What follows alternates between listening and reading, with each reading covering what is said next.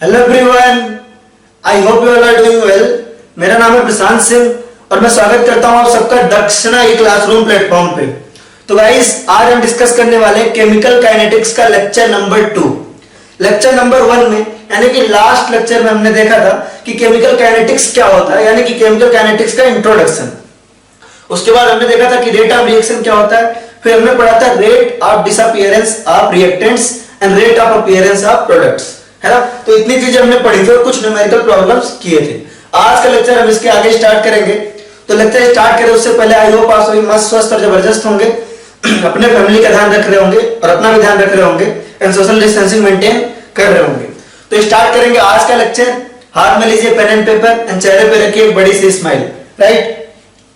तो चलिए देखते हैं, पहले लास्ट क्लास का थोड़ा सा रिकैप करते हैं, है ना। एक छोटे से प्रॉब्लम के थ्रू करेंगे, ठीक है। बिल्कुल अच्छे से देखिएगा, लास्ट क्लास का बिल्कुल समरी हो जाएगा बिल्कुल एक क्वेश्चन में, ठीक है। क्योंकि केमिकल काइनेटिक्स क्या होता है, उसमें हम रेट पढ़ते हैं, रिएक्शन की रेट पढ़ते हैं और रेट के बारे में हमने थोड़ा सा डिस्कस किया था। फॉर एग्जांपल हमारे पास एक रिएक्शन है 2A प्लस 3B, है ना, गिव्स सपोज 3 प्लस 4D, ऐसा है, ठीक है। अब हमने अगर आपसे बोला कि आपको लिखना है यहाँ पे रेट ऑफ, देखो आप रिएक्टेंट के लिए क्या लिखते हो, रिएक्टेंट आपका डिसअपीयर होता है। रिएक्शन में आपका रिएक्टेंट जो है वो डिसअपीयर होता है, वो कंज्यूम होता है। तो रिएक्टेंट के लिए हम लिखते हैं रेट ऑफ डिसअपीयरेंस या रेट ऑफ कंजम्पशन, राइट। तो आप ए के लिए क्या लिखोगे, आप ए के लिए लिखोगे rate of disappearance of A, rate of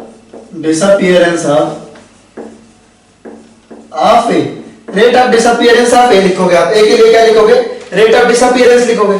rate of disappearance of A किसके इक्वल हो जाएगा, माइनस डीए बाई डीटी के इक्वल हो जाएगा। क्यों, क्योंकि रेट जो है रिएक्टेंट के लिए माइनस क्यों होता था, अच्छे से बताया था, क्योंकि रिएक्टेंट का कंसंट्रेशन घट रहा होता है।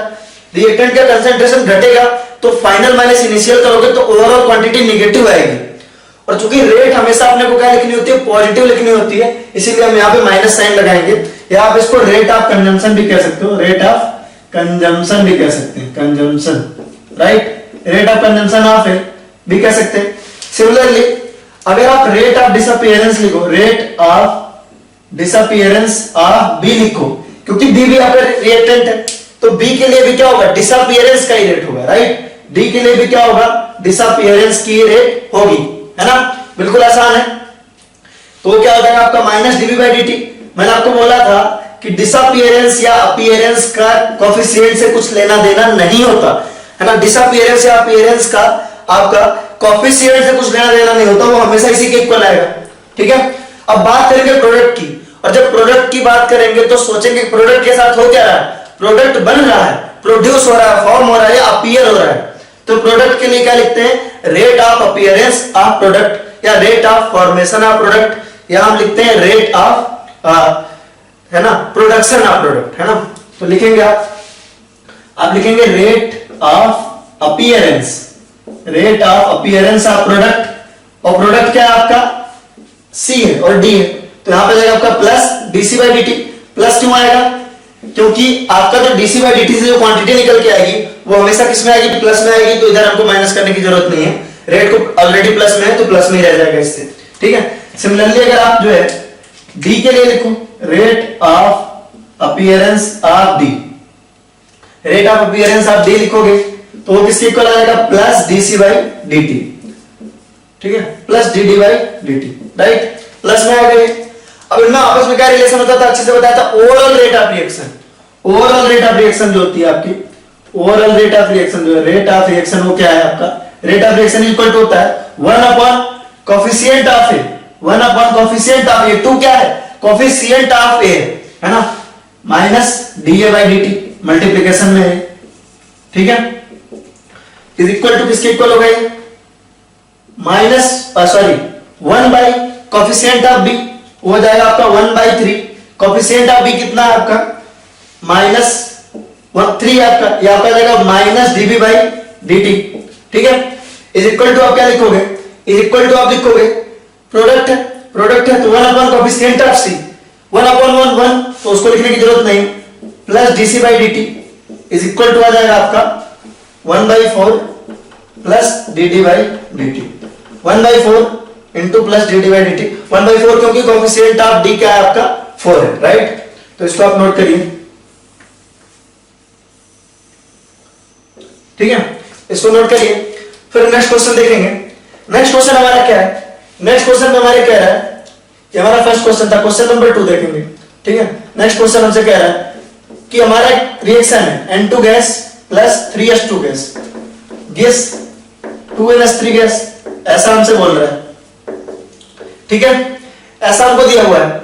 और हमको दिया गया क्वेश्चन में, हमको दिया है आपका dN2/dt माइनस dN2/dt की वैल्यू दी है आपकी kN2 दिया हुआ है, K कंसंट्रेशन ऑफ N2, ऐसा करके दिया हुआ है, ठीक है। अब हम जो भी प्रॉब्लम्स करेंगे वो काफी यूनिक होंगी अपने आप में, हर एक प्रॉब्लम काफी यूनिक होगी, अच्छे समझिएगा। आपको क्वेश्चन में दिया है कि rate of consumption of N2 या रेट ऑफ डिसअपीयरेंस, ये क्या है आपका rate of disappearance of N2 है, वो दिया आपका किसके इक्वल है, kN2 है, K1N2 कर लो इसको, ठीक है।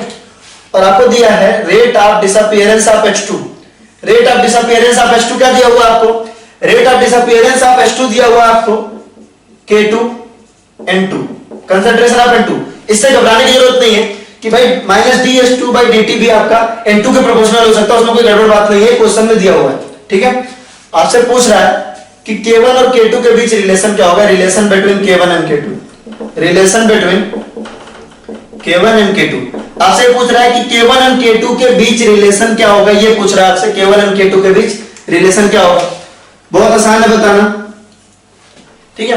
K1 और K2 के बीच रिलेशन बहुत इजी, आप सोच के बताइए कैसे होगा। आपको इन दोनों के बीच रिलेशन मालूम है, इन दोनों के बीच रिलेशन कैसे निकालते हैं आप, रेट ऑफ रिएक्शन से। रेट ऑफ रिएक्शन इसके लिए कैसे लिख सकते हैं, rate of reaction is equal to coefficient of N2 1/1 यानी 1 आ जाएगा आपका minus dN2/dt is equal to coefficient of H2 1/3 minus dH2/dt, ऐसा हो जाएगा। आप चाहो तो इसके लिए भी लिख सकते हो, लेकिन इसके लिए जरूरत नहीं है, चलो लिख लेते हैं फिर भी 1/2 प्लस dNH3/dt, ऐसा लिख लेंगे हम। अब जो है हमको K1 K2 के बीच रिलेशन बताना है, यानी कि हमको ये वाली वैल्यू चाहिए, है ना। इसको हम अलग से लिखते हैं, इसको देखो कैसे लिख सकते हैं, इसको हम लिख सकते हैं minus dN2/dt, minus dN2/dt is equal to 1/3 minus dH2/dt। यहां से क्या आ गया आपका, अगर आप यहां से इसको सॉल्व करोगे तो आएगा माइनस dH2/dt को इधर रहने दो, माइनस dH2/dt को इधर रहने दो। अगर आप 1/3 को इधर लेके जाओगे तो आएगा 3, तो 3 इंटू माइनस dN2/dt आ जाएगा, ठीक है। अब अच्छे से देखो, आपको इसकी वैल्यू दी हुई है क्वेश्चन में, इसकी वैल्यू दी हुई है, कितनी दी हुई है, चलो इसको इधर ले आते हैं, इसको हम यहां लिखते हैं, ठीक है। देखिएगा थोड़ा, आपको दिया हुआ minus dH2/dt is equal to 3 minus dN2/dt, ऐसा दिया हुआ आपको, राइट, ऐसा दिया हुआ। इसकी वैल्यू भी दी है, इसकी वैल्यू भी दी है। माइनस dH2/dt कितना दिया आपको, K2N2 दिया हुआ है, K2 ऐसे लिखते हैं तो इसका मतलब क्या होता है, कंसंट्रेशन ऑफ N2, ये तो पता है आपको, केमिकल इक्विलिब्रियम से ही इसका मतलब होता है concentration of N2 is equal to आपको दिया हुआ है 3 इंटू माइनस dN2/dt, जिसकी वैल्यू दी है आपको 3 इंटू K1N2, ठीक है।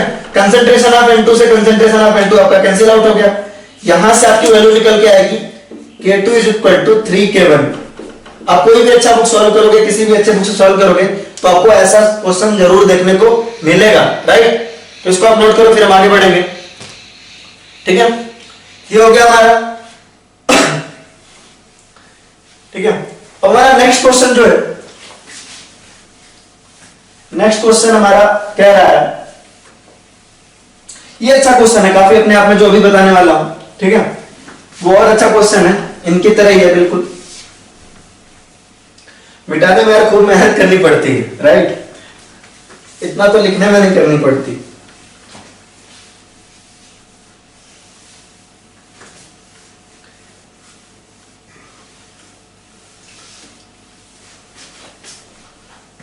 चलो देखेंगे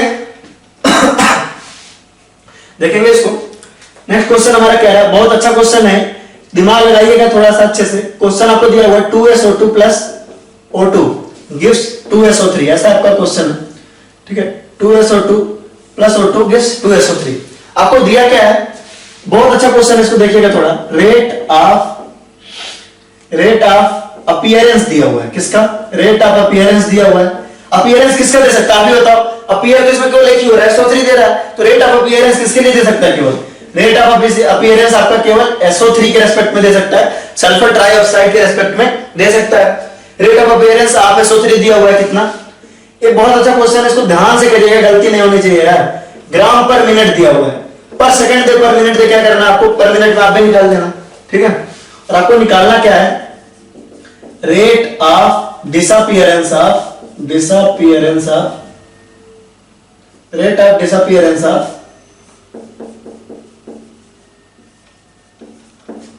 O2 निकालना। आपको ये पूछ रहा है क्वेश्चन में, ऐसा पूछ रहा है, राइट।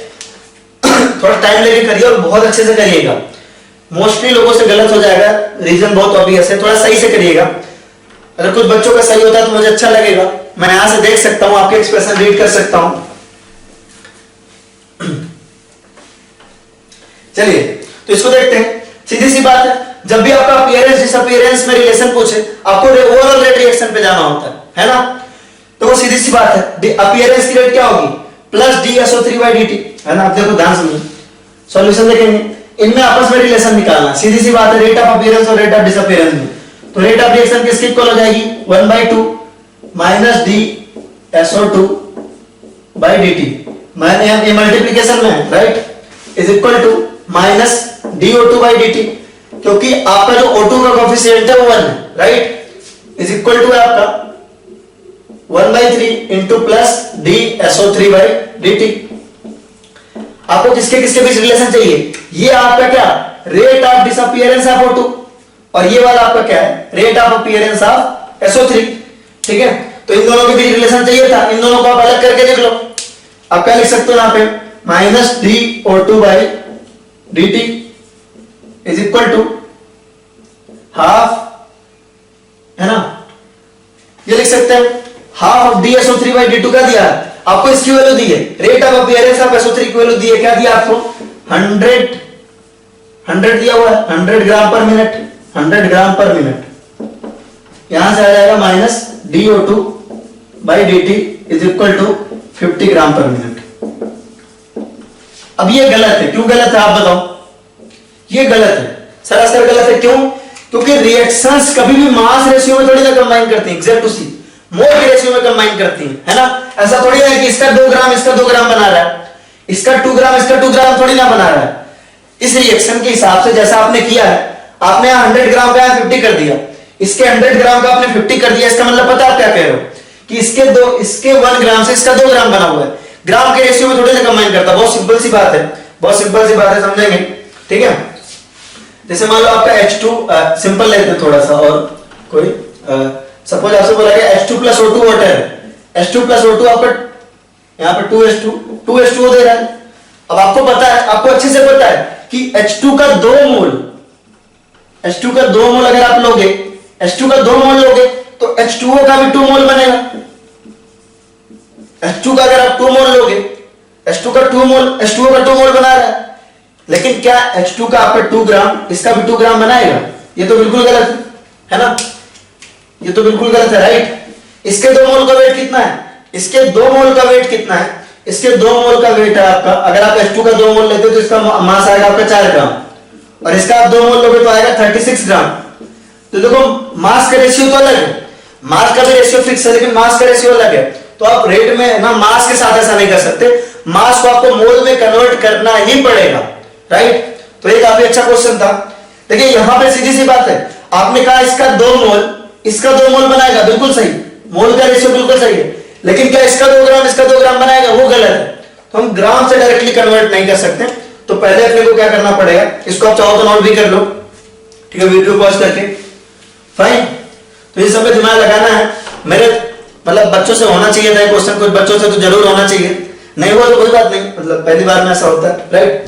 तो देखो सीधी सी बात है कि अपने को क्या करना है, इसको ग्राम को मोल में बदलना है। तो सीधी सी बात है, आपको रेट दिया हुआ है, तो ये एक्सप्रेशन तो बिल्कुल सही है। यहां से जो हमको मिला है, क्या मिला है? Minus DO2/dt is equal to half of DSO3/dt।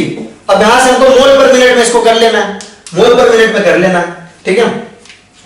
तो चलो देखो, अगर आपको दिया 100 ग्राम पर मिनट, किसके लिए? SO3 के लिए दिया हुआ है। SO3 का मोलर वेट कितना होता है? इसका मोलर मास होता है, आपका मोलर मास होता है 80 ग्राम। इतना तो निकालना आना चाहिए, 9th क्लास में पढ़ा देते हैं। मोलर मास इसका 80, 16 आपका ऑक्सीजन का, 16 3 48 प्लस 32 80 ग्राम, और ऑक्सीजन का 16 इंटू 3 48 प्लस सल्फर का 32, है ना, 16 इंटू 3 प्लस 32 आपका 80 आ जाएगा, राइट। तो देखो कितना मोल पर मिनट की बात करते हो, 100 ग्राम अपॉन 80, इतना मोल पर मिनट हो जाएगा, राइट, इतना मोल पर मिनट हो जाएगा। यानी कि यहां से क्या है आपका 1.25 मोल पर मिनट आ जाएगा, 1.25 मोल पर मिनट आ जाएगा। अब आप मोल को चाहो तो निकाल सकते हो, यहां से देखो आएगा आपका -DO2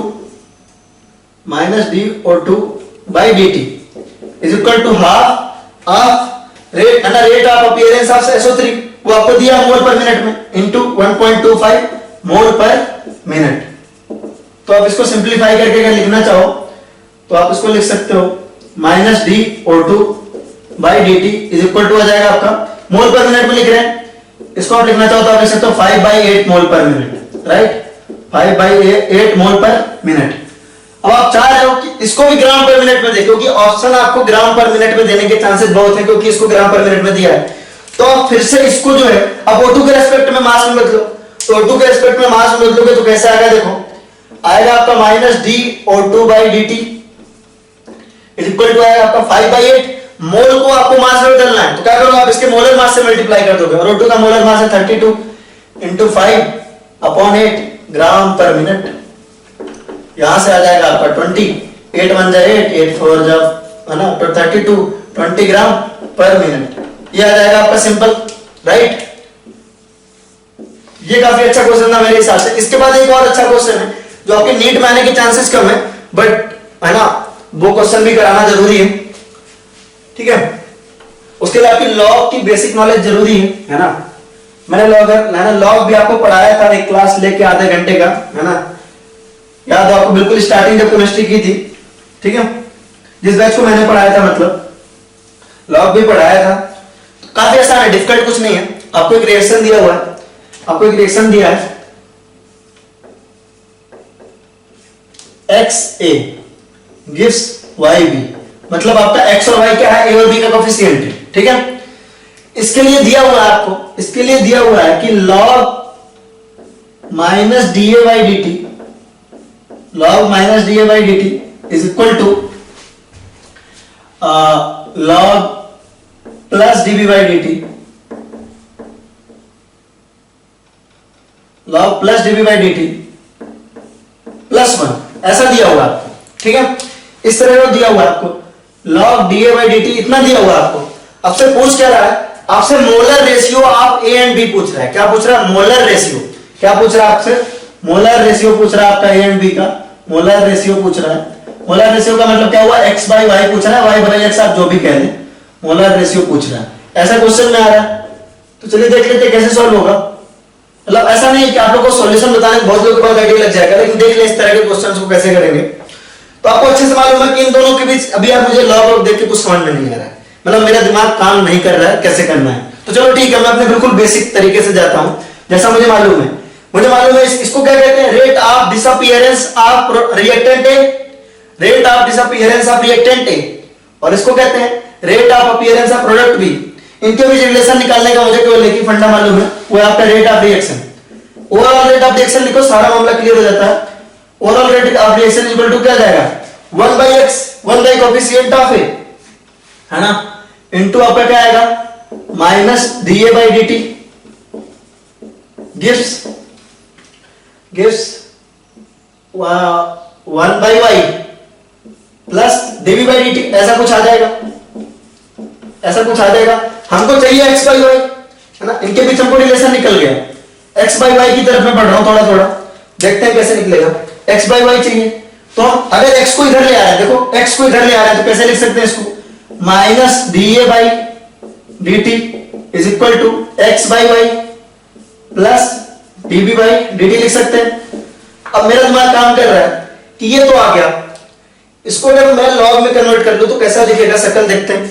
इसको मैंने इधर लॉग ले लिया तो क्या आएगा आपका log -DA/dt is equal to आपका आएगा log x बाई वाई, है ना, log x बाई वाई, और आएगा इधर प्लस db बाई dt, ऐसा आ जाएगा, ऐसा आ जाएगा बिल्कुल। अब आपको अच्छे से मालूम है, अगर नहीं मालूम है तो फिर से याद कर लो, 11th की कॉपी उठा लो। log a into log b की वैल्यू क्या होती है, log a प्लस b। तो चलो इसको देख लेते हैं, आएगा क्या, log a into b, log a into b, log a into b, log a plus b, ठीक है। तो आएगा log minus da by dt is equal to log a, यानी क्या आएगा आपका log x plus x Y plus log b, आएगा आपका प्लस db बाई dt, ठीक है। इतना आ गया, हमने इतना कर लिया, और क्वेश्चन में हमको क्या दिया, क्वेश्चन में हमको ये दिया, हमको दिया है कि log da by dt equal to इतना दिया हुआ है, और यहां हमने log da by dt equal to इतना ला दिया। आप अगर इसको इक्वेशन 1 मानो और इसको इक्वेशन 2 मानो, तो वहां से आप यहां से आप इसकी वैल्यू इतना लिख सकते हो, और इसकी वैल्यू आप क्वेश्चन से इतना लिख सकते हो। तो फ्रॉम 1 एंड 2, वैसे तो बहुत सारे लोगों से क्वेश्चन हो गया होगा। जब मैं क्वेश्चन समझाता हूं तो बहुत ही बेसिक समझाता हूं, जो बच्चे थोड़ा तेज है वो स्पीड करके देख सकते हैं, खुद ट्राई करो। धीरे समझाने का रीजन बहुत ऑब्वियस है, जो बच्चे थोड़ा सा वीक है, जो धीरे सीखते हैं, उनका भी समझना जरूरी है। तो मैं शुरुआत से बोलते आ रहा हूं, बिल्कुल ऑर्गेनिक से, है ना, हम रिएक्शन वगैरह करते थे इस तरह का, ठीक है, बिल्कुल ऑर्गेनिक से मैं आपको बोलता आ रहा हूं कि भाई अगर आपको, है ना, धीरे समझना है तो बिल्कुल स्लो पे देखो। अगर आपको जल्दी जल्दी क्वेश्चन हो रहा है तो आप रिएक्शन, है ना, आप फास्ट कर लो, है ना, कैटलिस्ट लगा लो, है ना। चलो देखते हैं 1 एंड 2, फ्रॉम 1 एंड 2 आ जाएगा आपका, वो तो हमको क्लियरली दिख रहा है कि 1 किसके इक्वल आ रहा है, इसके इक्वल आ रहा है। लेकिन देख लेते हैं, log minus da by dt को इक्वल टू इतना लिख सकते हैं, यहां से इतना लिख सकते हैं, तो दोनों को इक्वल कर लेते हैं। तो आएगा आपका log plus db by dt plus 1 is equal to log x by Y plus log plus db by dt। हमने क्या किया, यहां इसके इक्वल ये है और इसके इक्वल ये भी है, तो इन दोनों को इक्वल लिख सकते हो, इन दोनों को इक्वल लिख दिया, है ना। यहां से हमारा ये वाला और ये वाला कैंसिल आउट हो रहा है, यानी कि हम यहां से लिख सकते हैं log x by Y is equal to 1, log x by Y is equal to 1, और log x by Y log किस चीज की वैल्यू 1 होती है ना। 1 को आप और क्या लिख सकते हो, 1 को आप लिख सकते हो 1 आपके log 10 की भी वैल्यू होती है, 1 आपके log 10 की भी वैल्यू होती है। 1 जो है आपका log 10 की वैल्यू क्या होती है 1, तो आप इसको log 10 के इक्वल लिख सकते हैं। x by Y is equal to क्या आ गया, 10 आ गया। x by Y is equal to क्या आएगा, आपका आंसर आएगा आपका 10। अगर आप कायदे से करते तो ये क्वेश्चन आपका एक लाइन में सॉल्व हो सकता था, लेकिन ठीक है, अपने को अच्छे से समझना है, तो ये आप नोट करो, फिर हम आगे देखेंगे।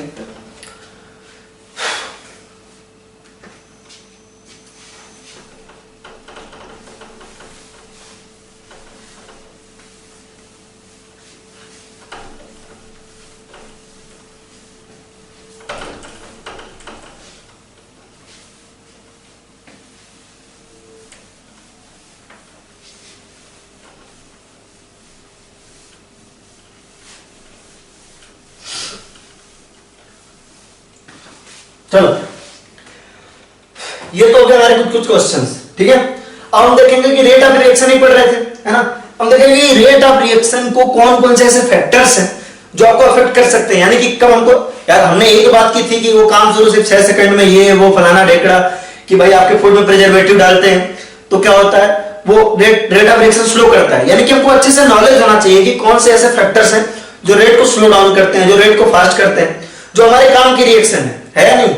वो हम चाहते हैं, तो लाइफ में भी हम नहीं चाहते, जो हमारे काम की रिएक्शन है, जहां से हमको काम का रिएक्शन मिल रहा है वो जल्दी हो जाए। जो हमारे काम का रिएक्शन नहीं है उसमें हम डिले करते हैं, है ना। मान लो कोई आपको बहुत ज्यादा पसंद है ना, आप चाहोगे कि वो जल्दी से आ जाए, राइट, अगर वो आने वाला है ना। लेकिन अगर आपको कोई पसंद नहीं है, जिसके आने से काम बिगड़ सकता है, आप चाहोगे आए ही ना, या आए तो लेट आए, तो आप उसको स्लो डाउन करोगे। तो ऐसी रिएक्शंस जो हमारे पसंद की रिएक्शन है, ऐसी रिएक्शन जिन्हें हम पसंद करते हैं, जिन्हें हमें करवाना है, उनके रेट को हम फास्ट करना चाहेंगे, मतलब हमें जरूरत है जल्दी बनाने की। तो और हमारे अनवांटेड रिएक्शन जो हम नहीं चाहते, उनको हम क्या करेंगे, स्लो डाउन कराना चाहेंगे। तो इसके लिए हमें अच्छे से फैक्टर्स ऑफ द रिएक्शंस, जो फैक्टर्स है ना अफेक्टिंग रेट ऑफ रिएक्शन, अच्छे से मालूम होना चाहिए कि कौन से ऐसे फैक्टर्स हैं जो रेट ऑफ रिएक्शन को अफेक्ट करते हैं। ठीक है, तो लिखेंगे factors affecting rate of reaction, factors affecting rate of reaction, affecting rate of reaction. ठीक है, रेट ऑफ रिएक्शन को कौन कौन से फैक्टर्स अफेक्ट करते हैं। ठीक है, तो बिल्कुल ये समझ लीजिए कि मैंने आपको पहले भी समझाया कि यार ऐसे रटना नहीं है कि ये करता है वो करता है, कौन सा फैक्टर कैसे अफेक्ट करता है ये ज्यादा जरूरी है समझना। ठीक है, वैसे जो सबसे इंपॉर्टेंट जो फैक्टर है जो इस चैप्टर में हम अच्छे से पढ़ने वाले हैं वो है कंसंट्रेशन, लेकिन चूंकि हम उसको हम लास्ट में देखेंगे क्योंकि वो काफी बड़ा है और वो एक बड़ा टॉपिक है, समझ लो कि आधा चैप्टर वही है। ठीक है, factors affecting rate of reaction में कंसंट्रेशन सबसे ज्यादा इंपॉर्टेंट है, उसके बारे में हम सबसे ज्यादा पढ़ने वाले हैं, इसीलिए हम उसको लास्ट में देखेंगे। पहले हमारा जो है वो आता है आपका फिजिकल स्टेट ऑफ रिएक्टेंट और product, physical state of reactants, physical state of reagents कह सकते हो आप। फिजिकल स्टेट ऑफ रिएजेंट्स क्या है? ठीक है, फिजिकल स्टेट पहला आपका है फिजिकल स्टेट ऑफ रिएजेंट्स। कहने का क्या मतलब है, आपकी कोई रिएक्शन हो रही है, जैसे मान लीजिए कि ए से बी रिएक्ट कर रहा है आपका और आपका प्रोडक्ट बना रहा है, क्या बना रहा है आपका प्रोडक्ट बना रहा है। तो अगर ए और बी जो है गैस होंगे, है ना, रेट ऑफ रिएक्शन जो है वो सबसे ज्यादा किसमें होगी, जनरली ऐसा होता है ना, कुछ हम फिक्स नहीं कर सकते, लेकिन जनरली रेट ऑफ रिएक्शन जो है वो गैसियस में ज्यादा होते हैं as compare to liquid, as compare to than solid. और ऐसा क्यों होता है ये समझना बहुत जरूरी है, क्योंकि जो है सीधी सी बात है कि गैस मॉलिक्यूल में जो काइनेटिक एनर्जी ऑफ मॉलिक्यूल होगा, काइनेटिक एनर्जी क्या होगी, वो ज्यादा होगी, काइनेटिक एनर्जी ज्यादा होगी, काइनेटिक एनर्जी ज्यादा होगी तो इनका कोलिजन इफेक्टिव होगा। क्या होगा आपका कोलिजन, इनका क्या होगा, इफेक्टिव होगा, है ना। इनके पास अगर एनर्जी ज्यादा है ना, ऐसे मॉलिक्यूल आपने पहले ही पढ़ा रिएक्शन मैकेनिज्म में कि ऐसे मॉलिक्यूल, है ना, आगे भी इस चैप्टर में हमको ये पढ़ना है, वैसे ऐसे मॉलिक्यूल जो पर्टिकुलर एनर्जी से कोलाइड करते हैं वही आपका, देखो अगर कोलिजन हो रहा है, देखो रिएक्शन के लिए क्या है, 2-3 मॉलिक्यूल का कोलिजन होना जरूरी है, जिनका भी आपका है।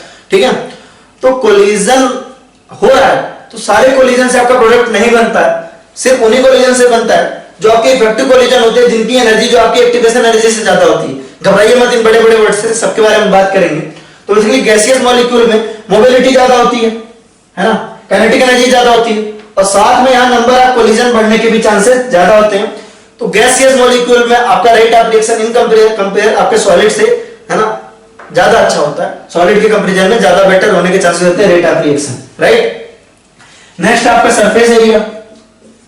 अगर सरफेस एरिया की कहानी तो सबसे सिंपल है कि अगर सरफेस एरिया जो है ज्यादा है, नेक्स्ट आपका सरफेस एरिया, अगर सरफेस एरिया ज्यादा है, surface area directly proportional to rate of reaction. Surface area जितना ज्यादा होगा, अगर सरफेस एरिया ज्यादा है तो रेट ऑफ रिएक्शन ज्यादा होगा। तो क्या होगा आपका, रेट ऑफ रिएक्शन ज्यादा होगा, सीधी सी बात है।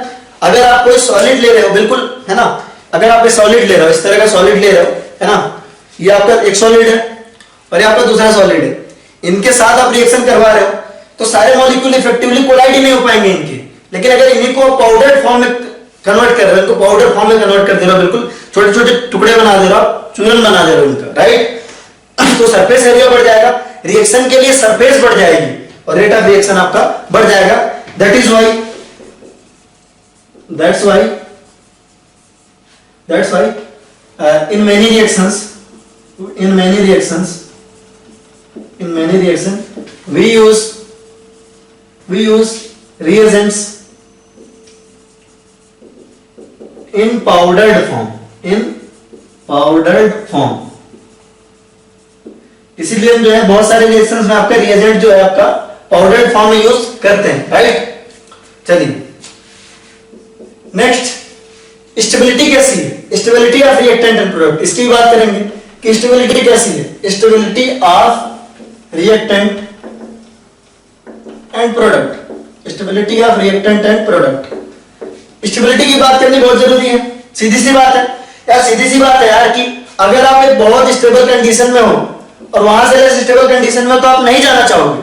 अगर रिएक्टेंट आपका ऑलरेडी बहुत स्टेबल है तो कह रहा भाई मैं कहीं जाऊंगा नहीं, मैं इधर ही रहूंगा, राइट। तो आपका क्या है, सीधी सी बात है, जो है ना रेट ऑफ रिएक्शन है वो इनवर्सली प्रोपोर्शनल होगा किसके, स्टेबिलिटी ऑफ रिएक्टेंट के, स्टेबिलिटी ऑफ रिएक्टेंट के आप ऑलरेडी स्टेबल हो बहुत ज्यादा, अगर रिएक्टेंट आपका बहुत ऑब्वियस है ना यार ये, अगर रिएक्टेंट आपका स्टेबल है तो उसके अंदर इनर्शिया होगी अपने अंदर चेंज की, वो नहीं चाहेगा कि प्रोडक्ट बनाए, वो नहीं चाहेगा कि अपने अंदर चेंज करे, राइट। तो आपका क्या होगा, जो है ना रिएक्टेंट है, अगर उसकी स्टेबिलिटी ज्यादा है तो रेट ऑफ रिएक्शन घटेगी, सीधी सी बात है, राइट। और rate of reaction directly proportional to क्या है, ये सब इन जनरल है आपका, इन जनरल है। ऐसा होगा किसी किसी केस में इसका उल्टा भी हो सकता है, मतलब आपको भी दिखाएंगे कि एक्चुअली जो रेट ऑफ रिएक्शन होती है ना वो बहुत ही कॉम्प्लिकेटेड चीज होती है और उसको सिर्फ एक्सपेरिमेंटली डिटरमाइन किया जा सकता है, सिर्फ और सिर्फ एक्सपेरिमेंटली। अभी हम बात करेंगे उसके ऊपर। ये सब जनरल हमारे ऑब्जर्वेशन है कि ऐसा मैक्सिमम रिएक्शन में होता है ना, बट एक्चुअली कौन से रिएक्शन का नेचर कैसा है ना, ये कोई नहीं बता सकता जब तक उसको उसका एक्सपेरिमेंट उसने ना कराया हो पर्टिकुलर, है ना। केवल देख के हम उस रिएक्शन का रेट एग्जैक्टली नहीं बता सकते कि किस किन किन फैक्टर्स पे इनका रेट एग्जैक्टली डिपेंड करेगा, राइट। ये बहुत ज्यादा इंपॉर्टेंट पॉइंट है, इसको ध्यान रखिएगा, राइट। चलिए, रेट ऑफ रिएक्शन क्या है आपका, स्टेबिलिटी ऑफ प्रोडक्ट के डायरेक्टली प्रोपोर्शनल है, राइट। स्टेबिलिटी ऑफ प्रोडक्ट के डायरेक्टली प्रोपोर्शनल है, ये हो गया, ठीक है। इसको आप नोट करिए। इसका मतलब क्या, सीधी सी बात है, चलो वैसे तो सब पे लागू नहीं होता, लेकिन चूंकि हम ऑर्गेनिक पढ़ते रहते हैं तो हमको अच्छे से मालूम है। ये क्या है, हमारा पिक्रिक एसिड है। पिक्रिक एसिड क्या है आपका, पिक्रिक एसिड कब बनता है, जब आप फिनॉल का नाइट्रेशन कराते हो, इतना रिएक्टिव होता है कि तीनों पोजीशन पर नाइट्रेशन हो जाता है। थोड़ी थोड़ी ऑर्गेनिक भी रिवाइज करते चलेंगे, ठीक है। चलो देखो, तो ये आपका पिक्रिक एसिड है, ये आपका फिनॉल से, फिनॉल के कंपैरिजन में अगर आप फिनॉल को देखो तो उसके कंपैरिजन में बेटर एसिड है। दोनों में अच्छा एसिड कौन है, ये। अगर आप इनका एसिडिक नेचर देखो, देखो यहां पे क्या बनाएगा, यहां पे आपका ऐसा बनाएगा और यहां पे कैसा बना रहा है आपका, इस तरह बना रहा है, यहां पे आपका H+ बनेगा और H+ निकलेगा। दोनों का एसिडिक स्ट्रेंथ कंपेयर करते हैं तो दोनों में अच्छा एसिडिक स्ट्रेंथ किसका आता है, इसका आता है, ठीक है। सीधी सी बात है कि यहां जो प्रोडक्ट बन रहा है आपका, है ना, जो यहां प्रोडक्ट बन रहा है उसके ऊपर जो माइनस आई, उसको ये सारे ग्रुप आपके -M क्या करते हैं, स्टेबलाइज करते हैं। क्या करते हैं, आपका स्टेबलाइज करते हैं। यहां स्टेबलाइज करने के लिए कुछ नहीं है सिवाय आपके बेंजीन रिंग के इलेक्ट्रॉन के, तो यहां स्टेबलाइजिंग फैक्टर बहुत ज्यादा है, तो प्रोडक्ट क्या है, बहुत अच्छा खासा स्टेबल है। प्रोडक्ट क्या है, अच्छा खासा स्टेबल है। तो अगर आप रेट ऑफ रिएक्शन इसको 1 माने और रेट ऑफ रिएक्शन 2 माने, कंफर्म नहीं कह सकते, लेकिन अभी इस बेसिस पे हम ये कह सकते हैं कि रेट ऑफ रिएक्शन 1 के रेट ऑफ रिएक्शन 2 से ज्यादा होने की पूरी संभावना है, क्योंकि यहां प्रोडक्ट जो क्या हो रहा है वो ज्यादा स्टेबल बन रहा है। तो रेट ऑफ रिएक्शन फर्स्ट के केस में, रेट ऑफ रिएक्शन सेकंड के केस में, रेट ऑफ रिएक्शन आपका फर्स्ट केस में क्या होगा, ज्यादा होना चाहिए, है ना, अकॉर्डिंग टू दिस थ्योरम, ठीक है। चलिए इसको आप नोट करिए, फिर हम आगे बढ़ेंगे।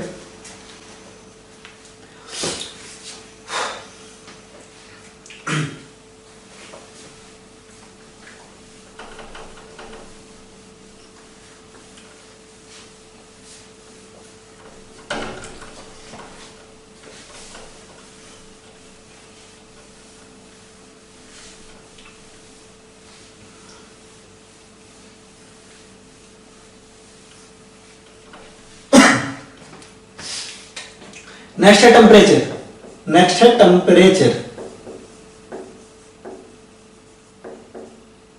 नेक्स्ट है टेम्परेचर। चलो इसमें बहुत अच्छी अच्छी बातें मैं बताऊंगा आपको, ठीक है, ध्यान समझिएगा, ठीक है, ध्यान देखिएगा कि टेम्परेचर बढ़ाने पे जब हम लीचेटर, देखो यहां पे जो समझाने वाला हूं ये प्रीवियस ईयर जेईई एडवांस में भी आ चुका है, इसका कॉन्सेप्ट बहुत सारे लोगों का क्लियर नहीं होता। ध्यान समझिएगा मैं क्या कह रहा हूं, ठीक है, अच्छे से समझना, राइट। देखिए है क्या, दो चीजें समझते हैं, है ना। एक रिएक्शन है, ठीक है, एक रिएक्शन है, T1 टेम्परेचर पे हो रहा है, ऐसा आ रहा है, T1 टेम्परेचर पे हुआ और ऐसा आ रहा है। इसको बहुत अच्छे से समझिएगा और बहुत अच्छे से नोट भी करिएगा, राइट। कहीं यहां इक्विलिब्रियम अटेन हो गया, है ना, इसके आगे आपका इक्विलिब्रियम अटेन हो गया। अच्छे समझिएगा क्या कह रहा हूं, इक्विलिब्रियम अटेन हो गया, ये आपका T0 टेम्परेचर पे हुआ। किस टेम्परेचर पे हुआ, T0 टेम्परेचर पे हुआ, ठीक है। तो पहले मैं आपको एक चीज बता देता हूं कि जो आपका रेट ऑफ रिएक्शन है, यहां अच्छे समझिएगा, आपका वो लीच-एटलियर्स प्रिंसिपल वाला भी कॉन्सेप्ट अच्छे से क्लियर हो जाएगा, टेम्परेचर वाला। ये वाला क्वेश्चन मैक्सिमम बच्चों का गलती होता है, वैसे तो मैंने केमिकल इक्विलिब्रियम में क्लास में बताया था ढंग से। आपने क्या पढ़ा हुआ है लीच-एटलियर्स में कि एंडोथर्मिक रिएक्शन में एंडोथर्मिक रिएक्शन में अगर आप टेम्परेचर बढ़ाते हो, एंडोथर्मिक रिएक्शन में अगर आप टेम्परेचर बढ़ाते हो तो रिएक्शन फॉरवर्ड जाती है, राइट? रिएक्शन आपकी फॉरवर्ड जाती है, बिल्कुल सही। और एक्सोथर्मिक में अगर आप टेम्परेचर बढ़ाते हो घटाते हो तब रिएक्शन फॉरवर्ड जाती है। इतना आपको अच्छे से मालूम होना चाहिए ली-चटर्लियस प्रिंसिपल के थ्रू, है ना? यहां पर ध्यान सुनेंगे क्या कह रहा हूं मैं। एंडोथर्मिक रिएक्शन में टेम्परेचर जब बढ़ाते हैं तो रिएक्शन फॉरवर्ड जाती है, और एक्सोथर्मिक रिएक्शन में टेम्परेचर जब घटाते हैं तब रिएक्शन फॉरवर्ड जाती है। या फिर करो टेम्परेचर है ना बढ़ाने पे रिएक्शन बैकवर्ड जाएगी एक्सोथर्मिक में। इतना हमने पढ़ा हुआ है, राइट? चलो, यानी कि अगर आप इक्विलिब्रियम पे देखो, ठीक है, इसको देखिएगा ध्यान से, दो ग्राफ बना रहे हैं। ये ग्राफ हमारा किसके लिए है? ये ग्राफ हमारा एंडोथर्मिक के लिए है, और ये ग्राफ हमारा एक्सोथर्मिक के लिए। डिक्टो प्रीवियस एडवांस में आया था, और एडवांस में भी एडवांस के क्वेश्चन के लेवल काफी अच्छा होता है, और उसमें भी इस क्वेश्चन को अच्छा माना गया था, ठीक है? इसको अच्छे से समझिएगा कि क्या है ना? उस क्वेश्चन का ही नहीं, एक्चुअली बहुत तरीके से सवाल पूछा जा सकता है। समझिए, ये आपका एक्सोथर्मिक रिएक्शन है, ठीक है? और ये आपका सिंपल सा T0 टेम्परेचर है, T0 टेम्परेचर है, ये आपका T0 टेम्परेचर पे है। आपका यहाँ इक्विलिब्रियम एस्टेब्लिश हुआ, यहां से इक्विलिब्रियम एस्टेब्लिश है, आपका यहाँ पे इक्विलिब्रियम एस्टेब्लिश हुआ, इक्विलिब्रियम है मान, ठीक है? यहां से आपका इक्विलिब्रियम एस्टेब्लिश हो रहा है, राइट? और यहाँ पे इसके आगे आपका इक्विलिब्रियम एस्टेब्लिश हो रहा है, ठीक है? तो आपका एंडोथर्मिक रिएक्शन है। क्या है आपका एंडोथर्मिक रिएक्शन है? आपने कहा कि आपने टेम्परेचर हाई रखा, आपने क्या किया? टेम्परेचर हाई रखा, तो आपको क्या पता है एंडोथर्मिक रिएक्शन में अगर आप टेम्परेचर बढ़ाएंगे, है ना, यहाँ पे आप यील्ड लिख लो, परसेंटेज यील्ड लिख लो, परसेंटेज यील्ड, यहां का परसेंटेज यील्ड है, ठीक है? आप क्या कर रहे हो? अगर आप टेम्परेचर बढ़ा रहे हो, राइट, परसेंटेज यील्ड क्या होगा? आपको पता है इक्विलिब्रियम एंडोथर्मिक रिएक्शन का टेम्परेचर बढ़ाओगे, एंडोथर्मिक रिएक्शन का आप टेम्परेचर बढ़ाओगे तो क्या होगा? आपको परसेंटेज यील्ड ज्यादा मिलेगा। इक्विलिब्रियम पे बात हो रही है, क्योंकि ली-चटर्लियस प्रिंसिपल किस पे लागू होता है? आपका ली-चटर्लियस प्रिंसिपल आपका इक्विलिब्रियम पे लागू होता है कि इक्विलिब्रियम को कोई डिस्टर्ब किया तो उसको हम इधर ही बता सकते हैं, इसके पहले का तो हम कुछ नहीं बता सकते। तो आपका क्या होगा? एंडोथर्मिक रिएक्शन में अगर आपने टेम्परेचर बढ़ाया तो आपको क्या होगा? परसेंटेज यील्ड थोड़ा बढ़ जाएगा। मान लीजिए T1 टेम्परेचर पे किया, T1 is greater than T2, आप इस चीज से एग्री करते हो? इक्विलिब्रियम डिस्टर्ब नहीं होगा, आपका इक्विलिब्रियम में मेंटेन रखेगा। बस आपका क्या होगा? यहाँ पे परसेंटेज यील्ड बढ़ जाएगा, जितना प्रोडक्ट बन रहा था उससे ज्यादा बढ़ेगा, सीधी सी बात है। एंडोथर्मिक रिएक्शन में हमने टेम्परेचर बढ़ाया, T1 is greater than T0 है, यहाँ पे T0 से ज्यादा टेम्परेचर लिया, T0 पे लिया था तो हमारा परसेंटेज यील्ड कुछ इस तरह का था, है ना? और अगर हमने टेम्परेचर बढ़ाया तो आपको पता है एंडोथर्मिक रिएक्शन इक्विलिब्रियम पे फॉरवर्ड में जाने लगती है, इस तरह से होगा, राइट? इसको देखना थोड़ा सा, ठीक है? देखो, एक्सोथर्मिक रिएक्शन है, अगर आपने इसको T1 टेम्परेचर पे कराया तो एक्सोथर्मिक रिएक्शन में क्या होता है? एक्सोथर्मिक रिएक्शन में आपका परसेंटेज यील्ड घट जाता है। एक्सोथर्मिक रिएक्शन में अगर टेम्परेचर बढ़ाएंगे, एक्सोथर्मिक रिएक्शन में अगर टेम्परेचर बढ़ाएंगे तो रिएक्शन क्या जाएगी? बैकवर्ड जाएगी। एक्सोथर्मिक रिएक्शन में ली-चटर्लियस प्रिंसिपल के हिसाब से अगर टेम्परेचर बढ़ाएंगे इक्विलिब्रियम पे तो रिएक्शन बैकवर्ड जाएगी, तो यहाँ पे आपका परसेंटेज यील्ड घट जाएगा T1 टेम्परेचर पे। एग्री करते हैं? टेम्परेचर बढ़ाने के लिए हाल हो रहा है T1 is greater than T0, बिल्कुल सही, ठीक है? इसको ध्यान समझिएगा, राइट? लेकिन, है ना, इक्विलिब्रियम से पहले जब हम रिएक्टेंट और है ना रिएक्टेंट आपस में लेते हैं, बिल्कुल स्टार्टिंग में याद रखिएगा कि जब भी हम टेम्परेचर बढ़ाएंगे हमारा रेट ऑफ रिएक्शन बढ़ेगा ही बढ़ेगा, हमेशा बढ़ेगा। Rate of reaction her case में बढ़ेगा, ठीक है? रेट ऑफ रिएक्शन, है ना, आपका हर केस में रेट ऑफ रिएक्शन बढ़ेगा और आपका प्रोडक्ट जल्दी बनना स्टार्ट हो जाएगा।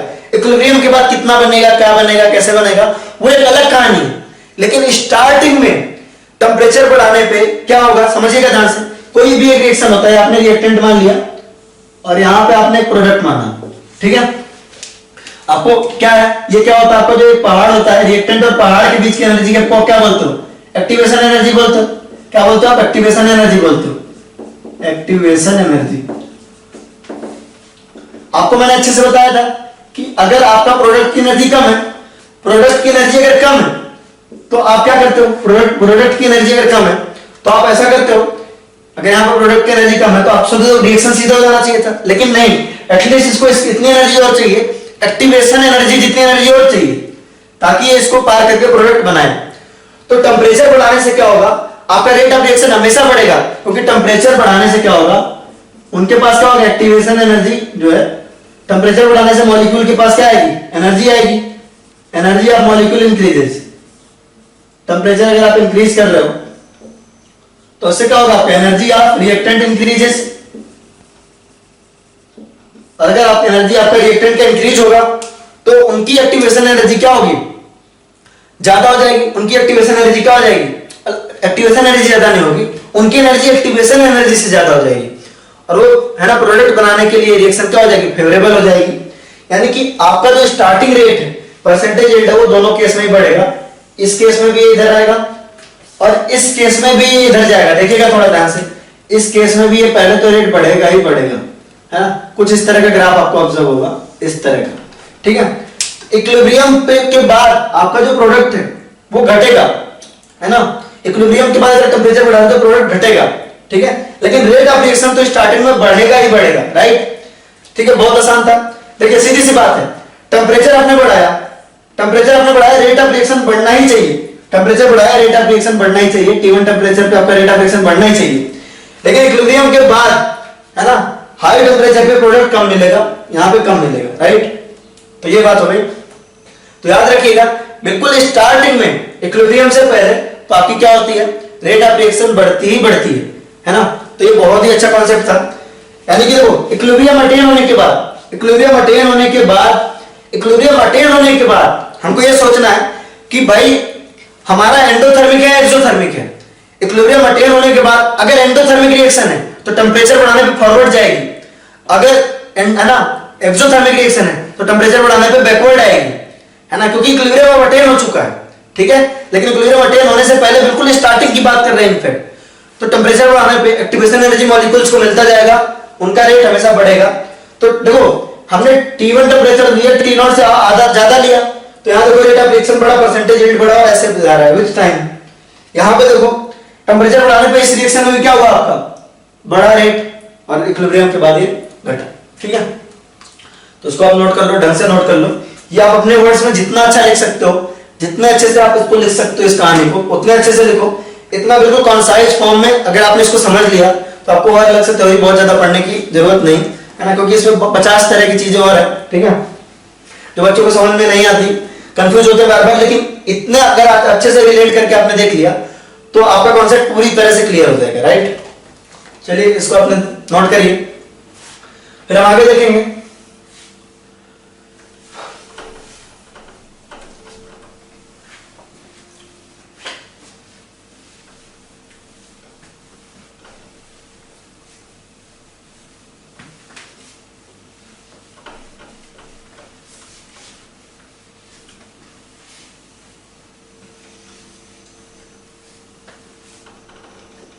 नेक्स्ट हमारा जो रेट ऑफ रिएक्शन पे डिपेंड करता है वो है हमारा कैटलिस्ट।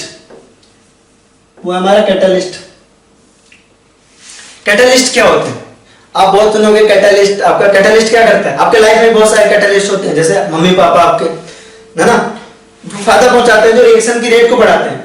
तो लिखेंगे, इसमें लिख लेंगे, पहले डेफिनेशन लिख लेंगे। कैटलिस्ट वैसे आपको अच्छे से मालूम है, लिखेंगे catalyst increase the rate of reaction. Catalyst increase the rate of reaction.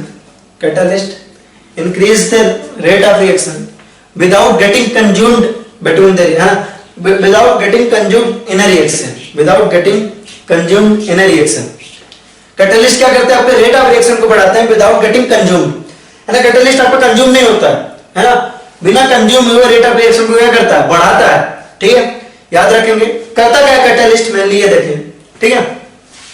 मान लीजिए आपका एक रिएक्शन है A प्लस बी, किस प्रोडक्ट, ठीक है। इसके लिए जो एक्टिवेशन एनर्जी है इस तरह का कुछ आपका रिएक्टेंट है, ये आपका प्रोडक्ट है, ठीक है। या फिर इधर आपको सिंपल इसको आप रिएक्टेंट और प्रोडक्ट ले लो, ठीक है। और ये आपका क्या है, एक्टिवेशन एनर्जी है, ये आपका क्या एक्टिवेशन एनर्जी है, राइट, ये आपका एक्टिवेशन एनर्जी है।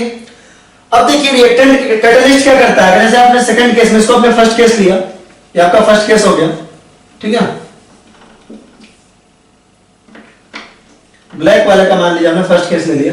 अब रिएक्टेंट ऑफ प्रोडक्ट बना और आपने बीच में क्या यूज किया, यहाँ पे कैटलिस्ट यूज किया। क्या किया आपने, कैटलिस्ट यूज किया। तो कैटलिस्ट क्या करता है, मेनली कैटलिस्ट का काम क्या होता है, कैटलिस्ट एक्टिवेशन एनर्जी को घटाता है। कैटलिस्ट क्या करता है, एक्टिवेशन एनर्जी को घटाता है। तो रिएक्टेंट भी सेम लिया, कैटलिस्ट यूज करने से क्या हुआ आपका, इस तरह का कुछ रिएक्शन हुआ। और जो दूसरा वाला आपका आया उसको क्या बोलते हैं, E2 बोलते हैं। क्या बोलते हैं, E2 बोलते हैं। तो जो कैटलिस्ट ने किया, सेकंड वाला क्या आपका कैटलिस्ट वाला है ना, कैटलिस्ट ने क्या किया, आपका एक्टिवेशन एनर्जी घटा दिया। तो नोट करेंगे इसको, आप नोट करिए, E1 greater than E2, note करेंगे इसको, नोट करेंगे। Catalyst decrease activation energy for a particular reaction. Catalyst decrease activation energy for a particular reaction. Catalyst decrease activation energy for a particular reaction. Activation energy घटा देता है and finally increase the rate of reaction. ठीक है, catalyst से आपका क्या होता है, रेट ऑफ रिएक्शन इंक्रीज हो जाता है, राइट। नेक्स्ट जो है ना, नेक्स्ट जो आपका फैक्टर है वो है आपका पीएच ऑफ मीडियम। जिस मीडियम में आप करा रहे हो, पीएच ऑफ मीडियम में करा रहे हो, पीएच ऑफ मीडियम में, ठीक है। तो इसको हमने ऑर्गेनिक में ढंग से देखा हुआ है कि कुछ रिएक्शंस हमारे एसिडिक मीडियम में अच्छे होते हैं, कुछ रिएक्शन हमारे बेसिक मीडियम में अच्छे होते हैं, ठीक है। तो आपने ऑर्गेनिक में देखा हुआ है इसको एसिडिक मीडियम में, ठीक है, या बेसिक मीडियम में। कुछ रिएक्शन हमारे एसिडिक मीडियम में अच्छे होते हैं और कुछ रिएक्शन हमारे बेसिक मीडियम में अच्छे होते हैं, डिपेंड करता है रिएक्शन टू रिएक्शन। यहाँ पे हम प्रोपोर्शनलिटी की बात नहीं कर सकते कि हर रिएक्शन की एसिडिक मीडियम में रिएक्टिविटी बढ़ेगी, ऐसा नहीं कह सकते, या बेसिक मीडियम में रिएक्टिविटी बढ़ेगी, ऐसा नहीं कह सकते, ठीक है। ये हमारा टोटली डिपेंड करता है किस चीज का, किस चीज के ऊपर, कि कैसा हमने क्वेश्चन लिया है, कैसा हमारा रिएक्टेंट है, कैसा हमारा प्रोडक्ट है। ऑर्गेनिक में इस बारे में बहुत सारी बात करते हैं, है ना। जहां आप प्रोटोनेशन करवाते हो ना H+ से, ताकि वो निकल जाए। अरे यार चलो इसका एग्जांपल देख ही लेते हैं। फॉर एग्जांपल चलो, है ना, थोड़ा सा देख लेते हैं। जैसे आपका ROH है, आपने अगर एसिडिक मीडियम लिया तो क्या होगा, यहां से लोन पेयर ने इसके ऊपर अटैक किया, है ना, और क्या बनाएगा आपका ROS, इस तरह से बनाएगा, ठीक है। अब आपने क्या किया, एसिडिक मीडियम में इसको अच्छा लिविंग ग्रुप बना दिया, इसको अच्छा लिविंग ग्रुप बना दिया। Now it is a better leaving group, now it is a better leaving group. अभी अच्छा लिविंग ग्रुप है तो ये आसानी से लीव कर देता है, यानी rate of reaction acidic medium में यहां इंक्रीज हुई, ठीक है। दूसरी तरफ यहां एसिडिक मीडियम लिया था आपने, एसिडिक मीडियम लिया था, ठीक है। वही दूसरी तरफ अगर आपको अच्छे से याद हो तो हम उन सारे रिएक्शन में क्या करते थे, कोल्स रिएक्शन में, राइमल टाइमन में क्या करते थे, यहां पे आप क्या करते थे, NaOH लेते थे कोल्स में या राइमल टाइमन में। अगर आप कोल्स रिएक्शन देखो, कोल्स में देखो या राइमल टाइमन में देखो, राइमल टाइमन में देखो, तो इन सब में क्या करते थे आप, NaOH लेते थे, बेसिक मीडियम लेते थे। वो क्या करता था, यहां से H+ निकालता था और इसको किस फॉर्म में कन्वर्ट करता था आपका, इस फॉर्म में कन्वर्ट करता था। क्यों, क्योंकि यहां से अभी ऑक्सीजन पे केवल लोन पेयर था, तो लोन पेयर से रिंग एक्टिवेट हो रही थी। यहां पे क्या था आपका, फिनॉक्साइड आयन में नेगेटिव चार्ज है, अभी और आसानी से इलेक्ट्रॉन दे सकता है, तो रिंग को ये और ज्यादा एक्टिवेट कर सकता है। दिस कैन एक्टिवेट, है ना, this can activate ring more, this can activate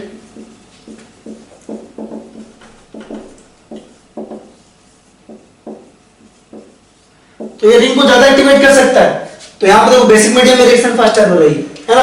तो है ना, बहुत सारे एग्जांपल हैं जहां आपके मीडियम पीएच पे भी डिपेंड करता है रेट ऑफ रिएक्शन, अफेक्ट तो करता ही है, एसिडिक मीडियम हो चाहे बेसिक मीडियम हो। अब इसको नोट करो फिर आगे बढ़ेंगे।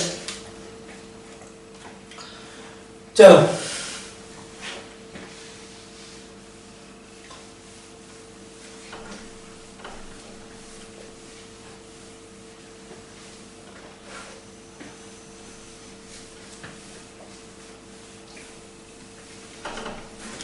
नेक्स्ट देखिए, नेक्स्ट हमारा सबसे इंपॉर्टेंट आ गया कंसंट्रेशन। इसके बारे में खूब बात करने वाले हैं। अभी हम नॉर्मल बात कर देता हूं, मैं आपसे नॉर्मली बता देता हूं कंसंट्रेशन क्या होता है, नॉर्मली बता देता हूं। आप करवाइए कंसंट्रेशन, पहले आपके दो ही मॉलिक्यूल थे, मान लो एक डिब्बा लिया, आपने इन दोनों का रिएक्शन करवाया, ठीक है। इन दोनों के रिएक्ट होने, इन डिब्बे में, इस पूरे रूम में इन दोनों के कोलाइड होने के चांसेस क्या है, थोड़े कम है। लेकिन आपने ऐसे खूब सारे ले लिए इस तरह के और इनको करवाया रिएक्शन, तो अब इनके कोलिजन के चांसेस बढ़ गए।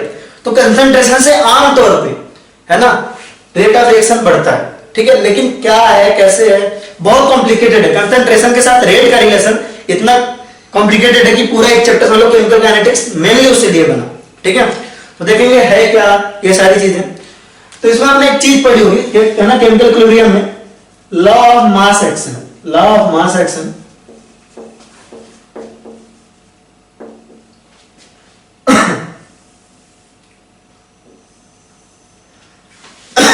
Sorry, law of mass action पढ़ा होगा।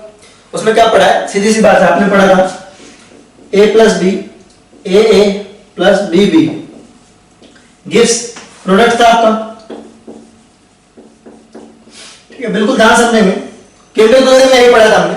और रेट ऑफ फॉरवर्ड रिएक्शन क्या लिखा था हमने कहा था रेट ऑफ फॉरवर्ड रिएक्शन होगा किसके इक्वल, कांस्टेंट के, आप केएफ भी लिखते थे इसको, केएफ लिख देते हैं, चलो आपकी तसल्ली है, a to the power a और b to the power b, ये लिखते थे। लॉ ऑफ मास एक्शन क्या कहता था आपको बुरा लगेगा वैसे, लेकिन मतलब केमिकल इक्विलिब्रियम के कॉन्सेप्ट को यहां थोड़ा सा मॉडिफाई करने वाले हैं। केमिकल इक्विलिब्रियम में आपको ये लगाना है हर जगह, लेकिन एक्चुअली जो होता है, प्रैक्टिकली जो होता है, केमिकल इक्विलिब्रियम आपका थ्योरेटिकल चैप्टर है। जब मैंने पढ़ाया था तभी बताया था आपका केमिकल इक्विलिब्रियम आपका थ्योरेटिकल चैप्टर है, और यहाँ पे आपका प्रैक्टिकल चैप्टर है। इसको समझेंगे थोड़ा कि ऐसा लिखते थे, लॉ ऑफ मास एक्शन नहीं कहता था हमारा, है ना, रेट ऑफ फॉरवर्ड रिएक्शन। और हम इस चैप्टर में बात वही कर रहे हैं ना, रेट ऑफ फॉरवर्ड रिएक्शन की बात कर रहे हैं, बैकवर्ड रिएक्शन की तो बात ही नहीं कर रहे हैं कभी। तो यानी हम सीधे से कह सकते हैं कि rate law of action, law of mass action के हिसाब से, लॉ ऑफ मास एक्शन का रेट जो है वो कांस्टेंट के और concentration of A to the power coefficient of A, concentration of B to the power coefficient of B, इस पे डिपेंड करता है। शाबाश, ठीक है, काश कि ऐसा हो जाता, ठीक है। तो हम देखते ही रिएक्शन की ऑर्डर बता पाते, ठीक है, रिएक्शन की रेट बता पाते कि रिएक्शन की रेट कैसे है। चलो देखना चाहोगे कि ऐसा क्यों नहीं होता, ऐसा क्यों होता है। अपने ऑर्गेनिक में भी है ना, एक आध बच्चे ने पूछा था मुझसे जब मैं SN1 SN2 ऑर्डर करता था, समझना ध्यान से। जैसे मैं कह रहा हूं कि RCl से किसी का भी न्यूक्लियोफाइल का रिएक्शन करवा रहे हैं, ठीक है। डोंट वरी, मैं इनऑर्गेनिक के भी एग्जांपल दूंगा, केवल ऑर्गेनिक के एग्जांपल नहीं, इनऑर्गेनिक के भी एग्जांपल दे रहे हैं अभी एक्चुअल रेट के। अभी पहले ऑर्गेनिक में जो हमने पढ़ लिया उसको देखते हैं, फिर हम इनऑर्गेनिक के एग्जांपल देते हैं आपको। इसका रिएक्शन अगर आपका SN1 से होता है, SN2 से होता है, ठीक है, SN2 लेते हैं पहले, यहां पे आता है आपका RNU और यहां पे आता है आपका Cl-। तो सब्स्टिट्यूशन न्यूक्लियोफिलिक बायोमोलिक्यूलर, इसके लिए आप रेट क्या लिखते हो, इसके लिए आप रेट लिखते हो K into RCl। SN2 की रेट RCl के ऊपर भी डिपेंड करती है और न्यूक्लियोफाइल के ऊपर भी डिपेंड करती है। यहां तो हमारा बल्ले बल्ले है, यहां तो हमारा बल्ले बल्ले है, यहां हमारा वही हो रहा है जो केमिकल इक्विलिब्रियम कह रहा है। केमिकल इक्विलिब्रियम का क्या कहना था कि रेट जो है वो आपका रिएक्टेंट टू द पावर, उसका कोएफिशिएंट 1, तो यहां 1, और दूसरा आपका रिएक्टेंट पे पावर 1। लेकिन SN1 के बारे में आपका क्या कहना है, SN1 के बारे में क्या कहना है। अगर आप SN1 को देखो तो SN1 तो जो है आपका किसके ऊपर डिपेंड कर रहा है, SN1 लिख देते हैं।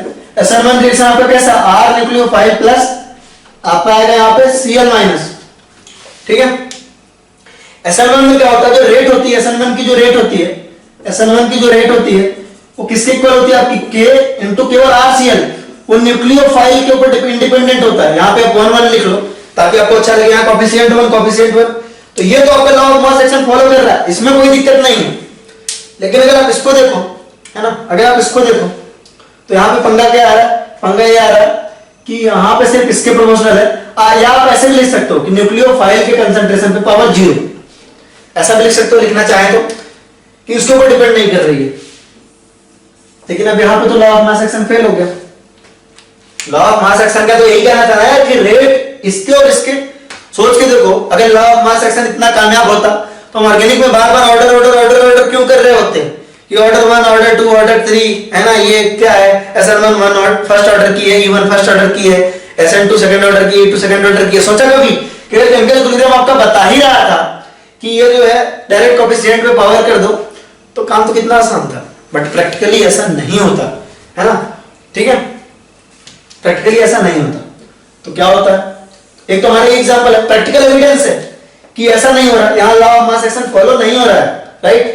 अब चलो इनऑर्गेनिक की एग्जांपल देख लेते हैं, आपको इतना मजा आएगा। यहां पे मैंने आपको एक ही जैसे दिखने वाली रिएक्शन की बताई, यहां भी मैं आपको एक ही जैसे दिखने वाली रिएक्शन बताऊंगा।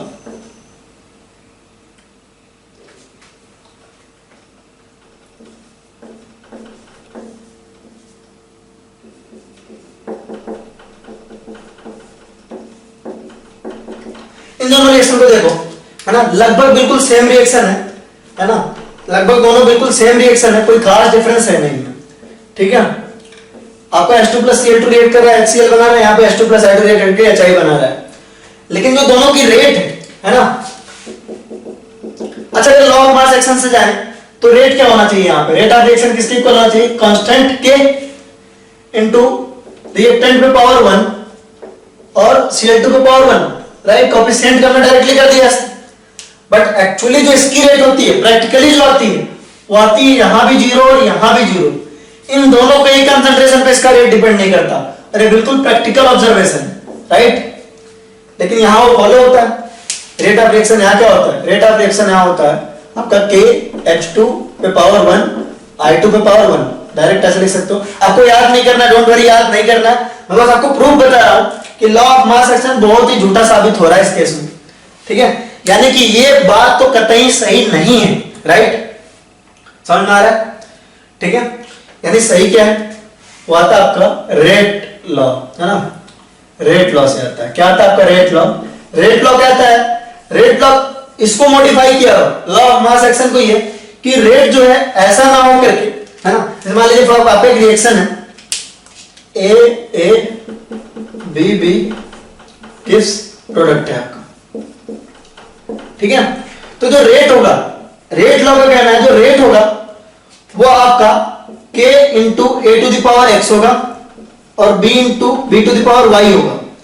अब यहाँ पे X और Y क्या है, ये भी कुछ खास अच्छा नहीं बताया इन्होंने बस ये बताया कि ये जरूरी नहीं है कि ये X और Y जो है A और B हो, ये जो X है वो A के इक्वल हो भी सकता है, नहीं भी हो सकता है, ये जो Y है वो B के इक्वल हो भी सकता है, नहीं भी हो सकता है, ठीक है, तो X and Y can be, X and Y can be, X and Y can be positive, negative, zero और फ्रैक्शनल, कुछ भी हो सकता है, पॉजिटिव हो सकता है, निगेटिव हो सकता है, जीरो हो सकता है, फ्रैक्शनल हो सकता है। जैसे आप देखो यहां पे आपका क्या था, यहां पे रेट ऑफ रिएक्शन क्या है, एक रूल फॉलो हो रहा है, तो इन्होंने कहा रेट लॉ के हिसाब से जो K है, K A to the power X B to the power Y, तो इस केस में देखो X और Y की वैल्यू A और B से मिलती जुलती है, यहां पे देखो X और Y है, X और Y की वैल्यू A और B से मिलती जुलती है, यहां भी A की वैल्यू 1, X की वैल्यू 1, B की वैल्यू 1, Y की वैल्यू 1, लेकिन यहां A की वैल्यू 1 है, B की वैल्यू 1 है, लेकिन X और Y की वैल्यू क्या है, 0 0 है, तो X और Y आपका यहां हो भी सकता है, नहीं हो सकता, यानी कि देख के नहीं बताया जा सकता, राइट, यहां A और B लिखना गलत है, X और Y, और X can be positive, negative, zero और फ्रैक्शनल, ठीक है, इसको आप नोट करो, फिर हम आगे देखेंगे।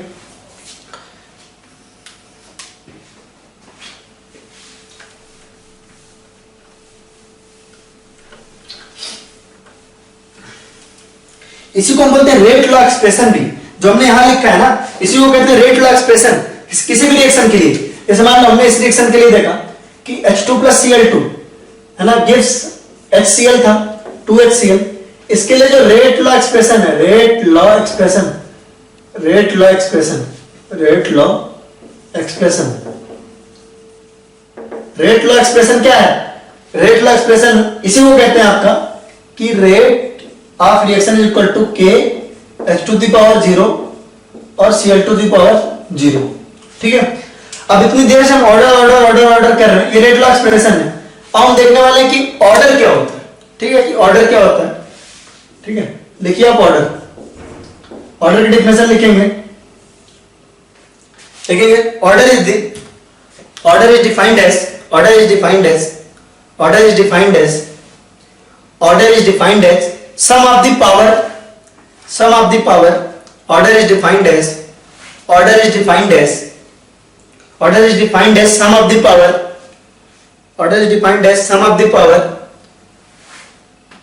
power of concentration of react, है ना, concentration of reagents, reactant का जरूरी नहीं है, आप प्रोडक्ट भी हो सकता है कोई, है ना, आप लिखिए एक बार फिर से लिखिए, order is defined as sum of the power, sum of the power of concentration present in rate law expression, present in rate law expression.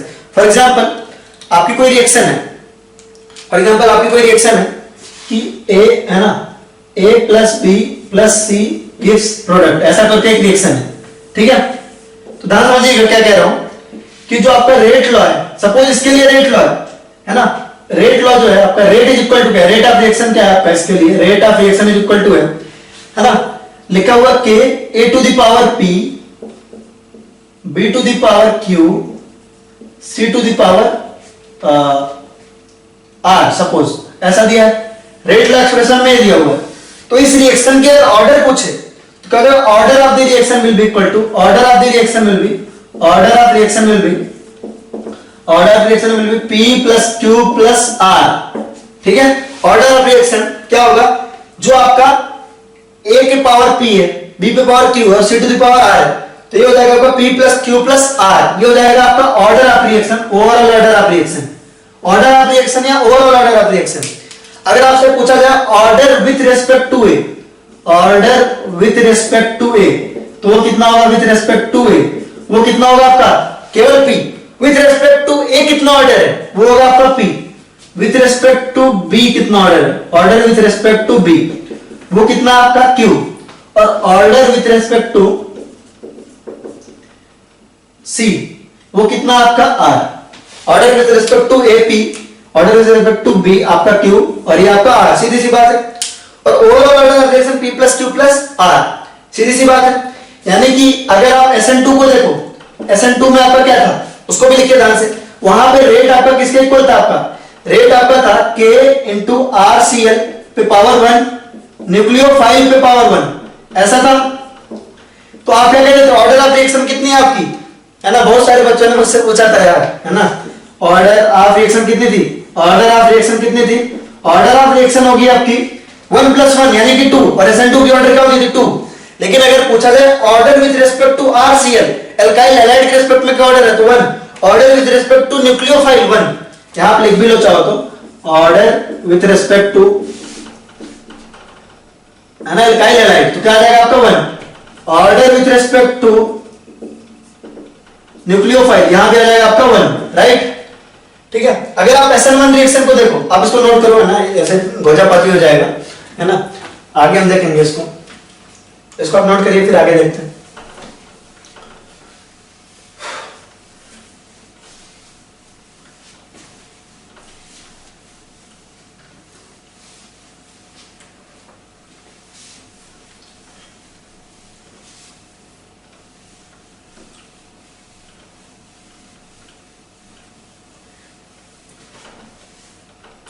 जैसे अगर आप SN1 को देखो, SN1 रिएक्शन में क्या होता था, SN1 रिएक्शन में होता था आपका रेट इज इक्वल टू क्या होता था आपका, रेट इज इक्वल टू होता आपका k इंटू RCl पे पावर 1, ऐसा लिखते थे। लिखने के लिए न्यूक्लियोफाइल टू द पावर क्या लिख सकते हैं, आपका 0 लिख सकते हैं। तो यहाँ पे ओवरऑल ऑर्डर ऑफ रिएक्शन क्या होगा, आपका ऑर्डर ऑफ रिएक्शन हो जाएगा आपका 1, क्योंकि 1 प्लस 0। और अगर आपसे पूछा जाए order with respect to, order with respect to RCl, तो वो कितना हो जाएगा आपका 1, order with respect to nucleophile तो हो जाएगा आपका 0, राइट। जैसे अभी एक रिएक्शन लिखी थी HCl वाली रिएक्शन लिखी थी H2 plus Cl2 gives HCl 2HCl, वहां पे आपका क्या था, वहां पे आपका था rate is equal to k into H2 पे पावर 0 Cl2 पे पावर 0। तो आपका ओवरऑल ऑर्डर क्या होगा, आपका ओवरऑल ऑर्डर यहां जाएगा 0, ऑर्डर क्या जाएगा 0, क्योंकि 0 प्लस 0 0, है ना। Order with respect to RCl1, order with respect to RCl आपका, सॉरी RCl कह रहा हूं, H2, वो आ जाएगा आपका 0, और order with respect to Cl2 आपका आ जाएगा कितना 0, ठीक है। आप इसको नोट करिए, फिर आगे बढ़ेंगे। तो ये काफी आसान है मेरे हिसाब से। चलो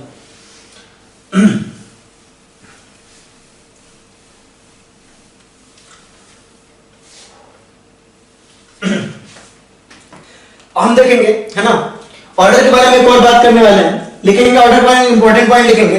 ऑर्डर कैन बी पॉजिटिव, और बहुत इंपॉर्टेंट है ये, order can be positive negative, order can be positive negative, order can be positive negative, zero और fractional. Order can be positive negative, zero और फ्रैक्शनल। ऑर्डर आपका पॉजिटिव भी हो सकता है, नेगेटिव भी हो सकता है, जीरो भी हो सकता है, फ्रैक्शनल भी हो सकता है ना। नेक्स्ट लिखेंगे, नेक्स्ट पॉइंट लिखेंगे, we can't tell the order of reaction, we can't tell order of the reaction by just looking at it, by just looking at it, by just looking at it, by just looking at it। We can't tell the order of reaction by just looking at it, यानी कि हम reaction को देख के उसका order नहीं बता सकते। यानी किसी भी रिएक्शन, मान लो हमने कहा कि ए प्लस बी गिव्स हमारा प्रोडक्ट है, इस रिएक्शन को देख के हम इसका ऑर्डर नहीं बता सकते। अगला लाइन लिखेंगे, order can be determined experimentally, order can be determined experimentally, केवल हम इसका एक्सपेरिमेंटली ऑर्डर बता सकते हैं। अच्छा, कुछ ऐसी रिएक्शंस होती है जिनके बारे में लिखा होता है कि simple reaction, simple reaction, simple reaction या एलिमेंट्री रिएक्शन। क्या होता है? सिंपल रिएक्शन या elementary reaction, elementary reaction, simple reaction या एलिमेंट्री रिएक्शन। ठीक है, सिंपल रिएक्शन या एलिमेंट्री रिएक्शन को देख के हम उनको ऑर्डर बता सकते हैं। ठीक है, हम इस बारे में बात करेंगे। सिंपल रिएक्शन या एलिमेंट्री रिएक्शन, केवल हम इनका, अगर किसी रिएक्शन के बारे में लिखा होगा कि सिंपल रिएक्शन है, वैसे तो ज्यादा अच्छा वर्ड एलिमेंट्री रिएक्शन है ना, कि अगर कोई रिएक्शन सिंपल रिएक्शन है या एलिमेंट्री रिएक्शन है, मेनली उसको एलिमेंट्री कहते हैं, उसको देख के हम उसको ऑर्डर बता सकते हैं। हम इस बारे में बात करेंगे, है ना। बाकी कोई भी रिएक्शन है, इनफैक्ट आप कह सकते हो कि सारे रिएक्शंस का ऑर्डर देख, है ना, हम उसको देख के नहीं बता सकते, वो एक्सपेरिमेंटली होना चाहिए या क्वेश्चन में कोई ना कोई हिंट होना चाहिए, है ना। कैसे हिंट हो सकते हैं उसके बारे में बात करेंगे, लेकिन हम एलिमेंट्री रिएक्शन को देख के उसको ऑर्डर बता सकते हैं, बाकी किसी भी रिएक्शन का देख के उसको ऑर्डर नहीं बता सकते, वो भी कुछ केसेस में। ठीक है, चलिए हम बात करते हैं कि जैसे अगर आप बात करो, बहुत देर से हम के लिख रहे हैं, ठीक है, तो लिखेंगे आप यूनिट ऑफ के क्या होता है, unit of K, unit of के समझिएगा ध्यान से। कि मान लो आपने कहा रेट इज इक्वल टू क्या होता है, रेट इज इक्वल टू आप कह रहे हो K into A to the power B, ठीक है, A to the power B और B to the power C Q और C to the power R, यही आप कह रहे हैं। आपको के की यूनिट निकालनी है, के की यूनिट निकालनी है, तो यार यूनिट में तो यार हमें ए बी सी में क्या भेद है, तीनों की यूनिट कंसंट्रेशन है, ये भी आपका कंसंट्रेशन है, ये भी आपका कंसंट्रेशन है, ये भी आपका कंसंट्रेशन है और ये भी आपका कंसंट्रेशन ही है, राइट, तीनों कंसंट्रेशन ही है। तो आप ऐसा लिख सकते हो क्या, रेट की यूनिट क्या होती है, रेट, आप रेट लिखोगे यहां पे, rate is equal to K, concentration क्यों होता है, तो कंसंट्रेशन यूनिट में तो हमको क्या भेद है, plus P plus Q plus R, concentration पे power P plus Q plus R, definitely लिख सकते हैं ना। इसकी भी यूनिट कंसंट्रेशन होगी, इसकी भी यूनिट, इसकी भी यूनिट कंसंट्रेशन की होगी, यानी कि आप लिख सकते हो rate is equal to K concentration, concentration पे पावर एन, जहां पे एन क्या आपका ऑर्डर है, एन इज इक्वल टू क्या, P plus Q plus R, इसको हम ऑर्डर भी तो कहते हैं रिएक्शन की, ऑर्डर ऑफ रिएक्शन, ठीक है, ऑर्डर, ठीक है।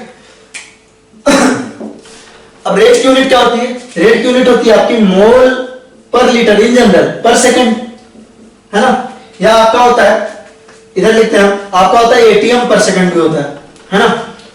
और कंसंट्रेशन की यूनिट क्या होती है आपकी, कंसंट्रेशन की यूनिट होती है आपकी मोल पर लीटर, मोल पर लीटर पे पावर एन आ जाएगा यहाँ पे।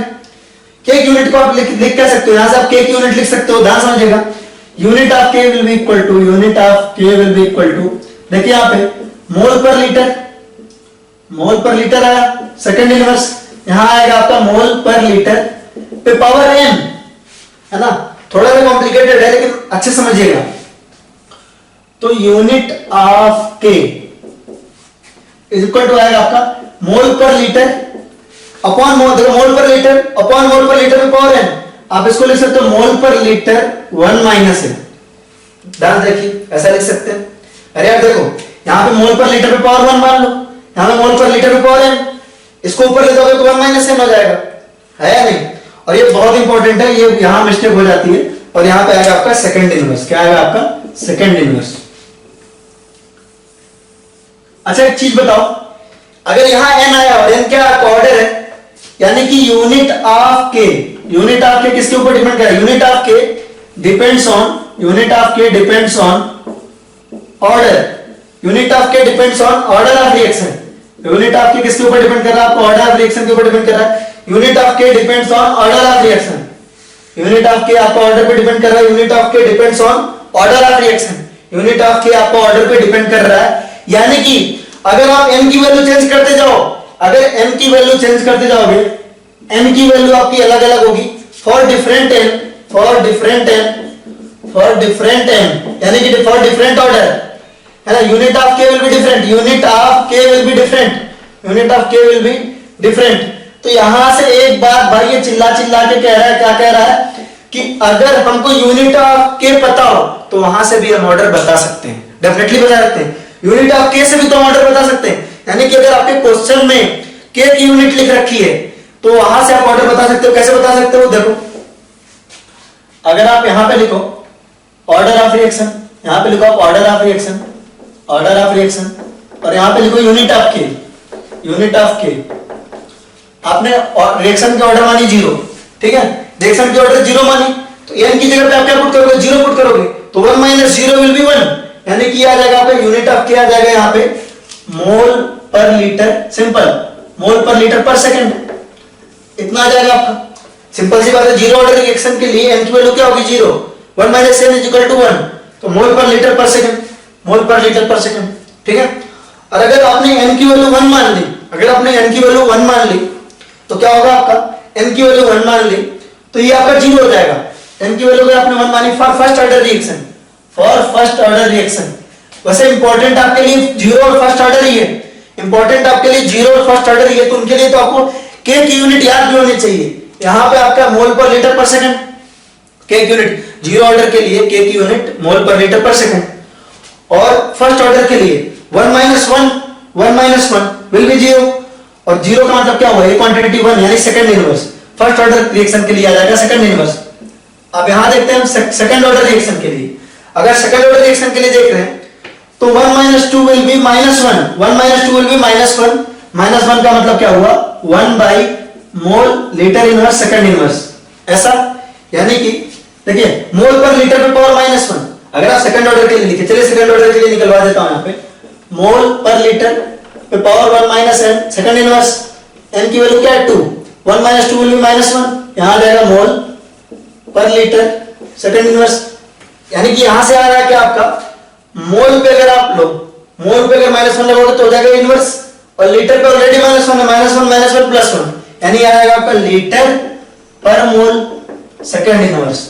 आपको ये तीनों ध्यान रखना है, यानी कि अगर आपको यूनिट ऑफ के दिया हुआ है अच्छे से, है ना, तो आप आसानी से यूनिट ऑफ के को देख के रिएक्शन का ऑर्डर बता सकते हैं, रिएक्शन का ऑर्डर बहुत इजीली बता सकते हैं, राइट। आप इसको नोट करो, फिर हम आगे देखते हैं। आसान है, ठीक है। तो जैसे मान लो हमसे कहा गया, हमसे बोला गया एक क्वेश्चन,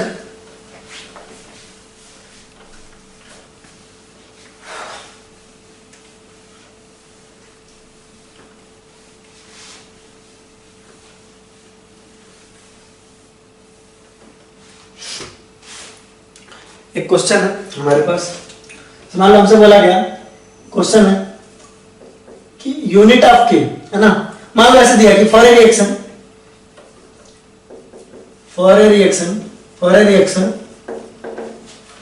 ए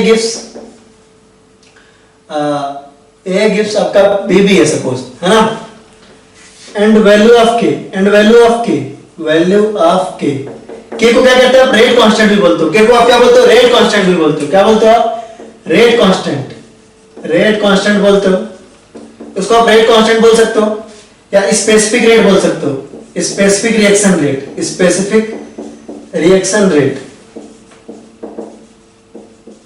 कांस्टेंट बोल सकते हो, स्पेसिफिक रिएक्शन रेट बोल सकते हो, इनमें से आप कुछ भी बोल सकते हो, या आप इसको रेट कांस्टेंट बोलो या आप बोलो स्पेसिफिक रिएक्शन रेट, कुछ भी बोलो, बात एक ही है, ठीक है। Rate constant, specific reaction rate, कुछ भी बोलते हैं। वैल्यू आपके दिया, रेट कांस्टेंट की वैल्यू दी है आपको, क्या दिया हुआ आपको, x litre square mole to the power -2 second inverse. आपसे पूछ रहा है कि ऑर्डर ऑफ रिएक्शन क्या होगी, ऑर्डर ऑफ रिएक्शन पूछ रहा है, ऑर्डर ऑफ रिएक्शन क्या पूछ रहा है आपसे। सॉल्यूशन देखो, आपको के का दिया है, के का यूनिट दिया है, तो देखो मैंने बोला आप ऑर्डर ना एक्सपेरिमेंटली डिटरमाइन करते हो, ऑर्डर ऑफ रिएक्शन को देख के तो नहीं बता सकते, लेकिन के की यूनिट को देख के बता सकते हो, के की यूनिट को देख के आप बता सकते हो, ठीक है। तो यूनिट ऑफ के क्या होती है आपकी, unit of K will be equal to होती है आपकी मोल पर लीटर पे पावर 1 - n सेकंड इनवर्स होती है। आपको दिया क्या है, आपको यूनिट ऑफ के दिया क्या है, यूनिट ऑफ के दिया है आपको क्वेश्चन में लीटर स्क्वायर मोल पे पावर -2, सेकंड इनवर्स से सेकंड इनवर्स कैंसिल। अगर आप इसको सिंपलीफाई करो तो आप क्या लिख सकते हो, mole to the power 1 - n और litre to the power -1 - n, right, is equal to आप क्या लिख सकते हो,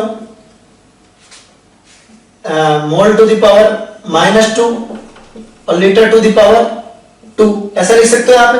देखो mole to the power 1 - n, mole to the power 1 - n, ठीक है, और litre to the power -1 - n, ठीक है। तो आप यहां से देखो मोल टू द पावर -2 और लीटर टू द पावर 2, ठीक है। तो यहां से आप देखो पावर को इक्वल करो, 1 - n should be equal to what, 1 - n should be equal to -2, n should be equal to आपका, यहां से आ जाएगा -n को इधर ले आओ तो आ जाएगा आपका -2 + n आ जाएगा, n इज इक्वल टू आ जाएगा आपका 3, क्या आ जाएगा, n इज इक्वल टू 3 आ जाएगा। देखो बिल्कुल आसान है, ठीक है।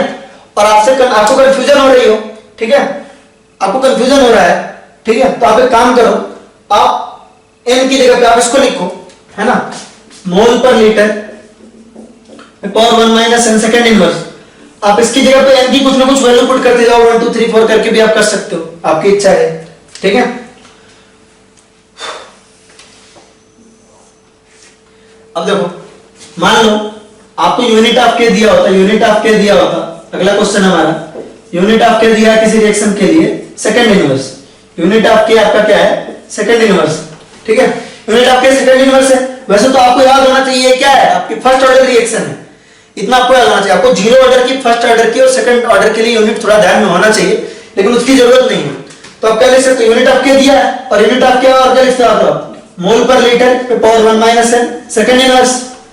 अब इसमें सिर्फ सेकंड इनवर्स है, ऐसा कुछ है नहीं, तो यानी 1 - n की वैल्यू क्या होनी चाहिए, 1 - n की वैल्यू यहां पे 0 होना चाहिए, क्योंकि इस पे पावर 0 लगाओगे तभी तो आएगा आपका आंसर।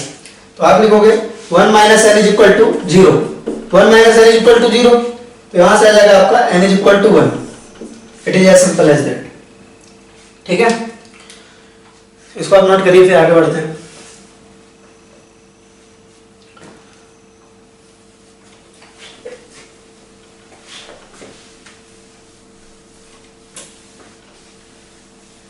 एक बार टाइम देख लेते हैं कितना हुआ, है ना।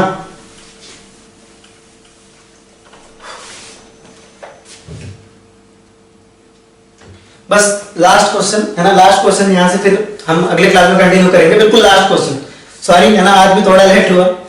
चलिए देखिएगा, नेक्स्ट क्वेश्चन है हमारा। क्वेश्चन क्या कह रहा है कि आपसे कह रहा है रिएक्शन आपकी A + B गिव्स प्रोडक्ट, ऐसा करके रिएक्शन है ना, ऐसा करके रिएक्शन है, बोल रहा है आपसे, रिएक्शन में बोल रहा है कि फॉर दिस रिएक्शन, लिखेंगे for this reaction order with respect to A is 1, order with respect to A is 1, order with respect to A is 1, order with respect to A is 1, order with respect to A is 1 और order with respect to B is equal to 2 दिया हुआ है आपसे question में। आपको calculate क्या क्या करना है उसको देखिए, आपसे पूछ रहा है, पहले इस क्वेश्चन को क्लास में करवा देते हैं, हम लिखने का टाइम देंगे तो है ना, टाइम बहुत ज्यादा हो जाएगा, इसको कर लेते हैं, फिर नेक्स्ट क्लास से यहीं से कंटिन्यू करेंगे। तो आपसे कह रहा है कि पहले आपको क्या करना है, रेट लॉ एक्सप्रेशन लिखना है, क्या करना है, रेट लॉ एक्सप्रेशन लिखना है। तो इसका रेट लॉ एक्सप्रेशन कैसे लिख सकते हो आप, rate law expression will be, rate law expression कैसे लिख सकते हो आप इसका, रेट लॉ एक्सप्रेशन क्या होता है आपको, रेट लॉ एक्सप्रेशन होता है आपका rate is equal to rate constant के इनटू ए बी, और पावर कितना होना चाहिए, पावर होना चाहिए आपका ए के रेस्पेक्ट में ऑर्डर क्या है आपका 1, ए के रेस्पेक्ट में ऑर्डर 1 है तो ए पे पावर आएगी 1, और बी के रेस्पेक्ट में आपका ऑर्डर है 2, तो ऑर्डर है ना बी पे पावर आएगी 2, ये हो जाएगा आपका rate law expression, right. Next आपसे क्वेश्चन पूछ रहा है, नेक्स्ट आपसे जो क्वेश्चन पूछ रहा है वो पूछ रहा है कि इसका ऑर्डर क्या होगा, रिएक्शन का ओवरऑल ऑर्डर क्या होगा, रिएक्शन का ओवरऑल ऑर्डर क्या होगा, रिएक्शन का जो ओवरऑल ऑर्डर होगा वो हो जाएगा आपका दोनों के पावर का सम 1 + 2 = 3, है ना। वैसे तो इसमें और बहुत सारे पार्ट है, लेकिन उसको हम अभी स्किप करते हैं, अगली क्लास में हम यहीं से कंटिन्यू करेंगे, डोंट वरी। अगला आपका मतलब बताना आपको यूनिट ऑफ की, बस यहीं तक करते हैं, इसमें तो ऐसे और पार्ट है, लेकिन उसको हम अगले क्लास से कंटिन्यू करेंगे। यूनिट ऑफ के क्या है आपका, मोल पर लीटर पे power 1 minus n is equal, है ना, सेकंड इनवर्स। यूनिट ऑफ के आपको बताना है। एन की वैल्यू आपको मिल गई 3, एन की वैल्यू आपको क्या मिल गई 3, आप इसको लिख लो, मोल पर लीटर पे power 1 minus 3 second inverse. 1 minus 3 की वैल्यू क्या आएगी -2, तो आएगा आपका मोल पर लीटर पे पावर -2 सेकंड इनवर्स। यहां से जाएगा आपका लीटर स्क्वायर पर मोल स्क्वायर सेकंड इनवर्स, ये आएगा आपका यूनिट ऑफ के। तो ठीक है, अगली क्लास में हम बिल्कुल यहीं से कंटिन्यू करेंगे, है, इसी के मतलब इसी तरह का कोई रिएक्शन देंगे उसके आगे के पार्ट्स, क्योंकि यहाँ आपका खत्म नहीं होता, इसके बहुत सारे पार्ट्स और होने चाहिए, इस क्वेश्चन के और भी बहुत सारे पार्ट होंगे। तो नेक्स्ट क्लास से कंटिन्यू करेंगे गाइस, है ना। थोड़ा सा टाइम हो जा रहा है लेकिन समझ में आना चाहिए, अच्छे से प्रैक्टिस करिए, खूब मन से पढ़ाई करिए। आज का लेक्चर नंबर 2 की कहानी होती है यहीं पे खत्म। Take care, tata, bye bye.